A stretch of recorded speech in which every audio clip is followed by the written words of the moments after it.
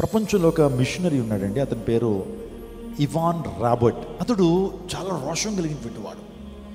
ఈ యొక్క Evans Robert అనేటువంటి వ్యక్తి యవ్వన కాలం రక్షించబడ్డాడు. దేవుని కోసం ప్రజ్వలించాలి, దేవుని కోసం మండాలి, సువార్త ప్రకటించాలి.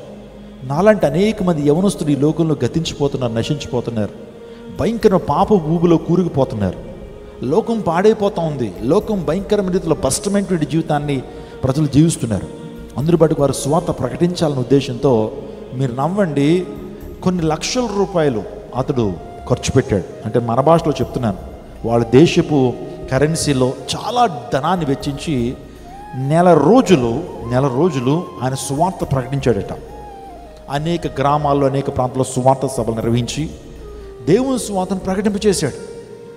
తనకున్న ధనాన్ని వెచ్చించి, తనకున్న సమయాన్ని వెచ్చించి ఒక టీం, ఒక చర్చ్ లేకపోతే ఒక అసోసియేషన్ ఫామ్ అయ్యి అనేక ప్రాంతాల్లో సువార్తను ప్రకటించాడట.